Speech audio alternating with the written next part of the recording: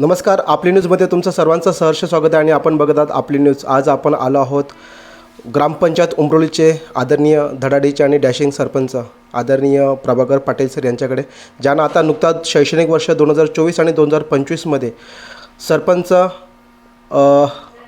Awareness आणि त्याच्यामध्ये active sarpanch तसेच जास्त चांगले उत्कृष्ट कामगिरी करण्यामुळे त्यांना पुरस्कार प्राप्त दिल्ली या ठिकाणी झालेले आहे. असे आपले सांसद आदर्श ग्रामपंचायत उमरोलीचे सरपंच प्रभाकर पाटील सर आपल्यासोबत आहेत. सर, सर्वप्रथम आपणास आजच्या जागतिक मराठी गौरव भाषा दिनाच्या खूप साऱ्या मंगलमय शुभेच्छा. काय म्हणाल सर शुभेच्छा देणार असाल? नमस्कार. मराठी भाषा गौरव दिन 27 फेब्रुवारी 2024 आजचा आपला हा मराठी भाषेचा दिन आहे. खरोखरच अत्यंत आपुलकी वाटते आपल्या मराठी भाषेबद्दल. आज संपूर्ण महाराष्ट्रामध्ये जर आपण बघितलं तर मराठी भाषेला अभिजात भाषेचा दर्जा मिळालेला तरी दर्जा सांभाळणे आपले कर्तव्य आहे. लोकांमध्ये याची जागरूकता आणणे आपली एक गरज आहे. आणि मराठी भाषा आज आपण बघतो, आज या संपूर्ण महाराष्ट्रामध्ये परप्रांतीय लोक खूप इथे येऊन राहिलेले आहेत.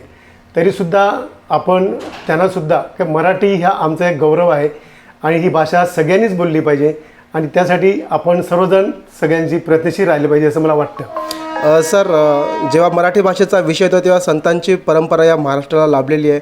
मग त्याच्यामध्ये संतांनी हा पाया रचला आणि हा पूर्ण मराठी भाषेचा झेंडा हा अविरतपणे पुढे चालून गेला.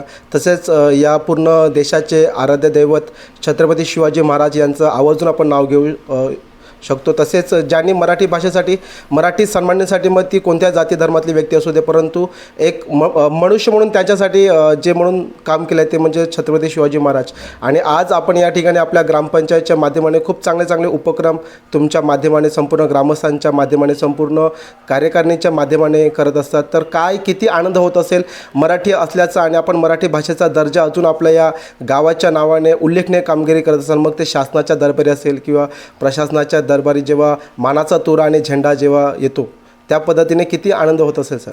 खरोखरच महाराष्ट्राचा आराध्य दैवत राजा शिवछत्रपती यांनी या संपूर्ण महाराष्ट्र म्हणजे आपल्यासाठी आणि आपल्या मराठी माणसाचं अस्तित्व टिकवण्यासाठी हिंदवी स्वराज्याची स्थापना केली आणि अत्यंत गरजेचं आहे. कारण हिंदवी स्वराज्य प्रत्येक मराठी माणसाच्या नसानसामध्ये आज आपल्याला पाहायला मिळतं.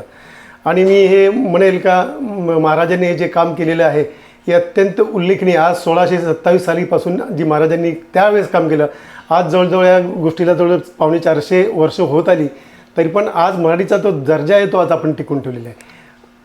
आणि हा दर्जा टिकवण्यासाठी आपण म्हणजे आज मी बघतो, मी मुरळी ग्रामपंचायत सरपंच इथे काम करत असताना मला अभिमान वाटतो मराठी असल्याचा. कारण मराठी काम करत असताना संपूर्ण गावामध्ये, माझ्या गावामध्ये सगळे मराठी महाराष्ट्रीयन लोक राहतात. माझे आगरी बांधव, कोळी बांधव, अगदी एका मुखाने सगळे एकत्र, कुठलाही सण असू दे, वार असू दे, कुठलाही काम असू दे, सगळे मराठी बांधव एकत्र येऊन काम करतात.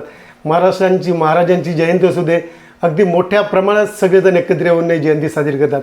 म्हणजे संतांनी जी या महाराष्ट्राला एक देण दिली आपल्या मराठीची, संत ज्ञानेश्वर, संत निवृत्ती महाराज, नंतर तुकाराम महाराज यांनी मराठीची जी अभिजित भाषा त्यावेळेस आपल्याला दिली ती आजपर्यंत आपल्या मराठ्यांनी ही आज सांभाळून ठेवलेली आहे असं मला वाटतं.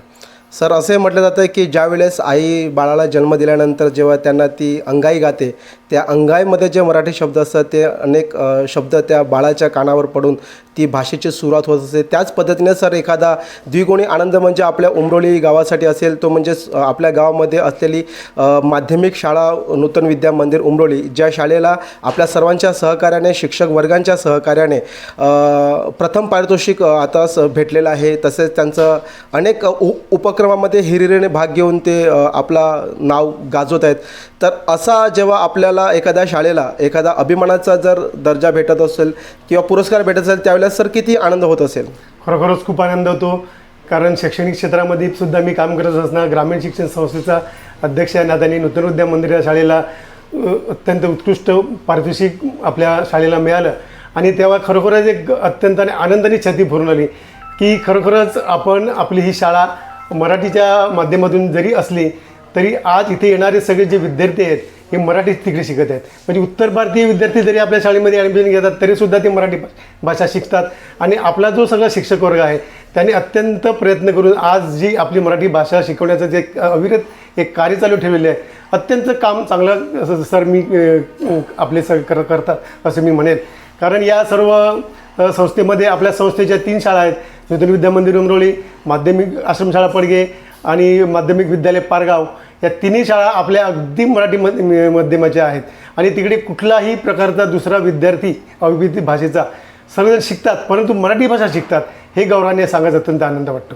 सर, आजच्या मराठी गौरव भाषा दिनानिमित्त पूर्ण ग्रामस्थांना या व्हिडिओच्या माध्यमाने काय शुभेच्छा देणार? मी सर्व ग्रामस्थांना अशी एक शुभेच्छा देईल. पुन्हा म्हणेल, मराठी भाषेला अभिजात भाषेचा दर्जा मिळालेला आहे, तरी तो दर्जा सांभाळणे आपले कर्तव्य आहे. आणि लोकांमध्ये जागरूकता आणण्याची आपल्याला गरज आहे. आणि सर्वांनी मराठी भाषेचा अभिमान करून आपण मराठी सगळीकडे कुठेही गेलो तरी मराठी भाषा आपण पहिली बोलली पाहिजे, असं मला या आजच्या मराठी भाषा गौरव दिनानिमित्त मी सांगू इच्छितेन.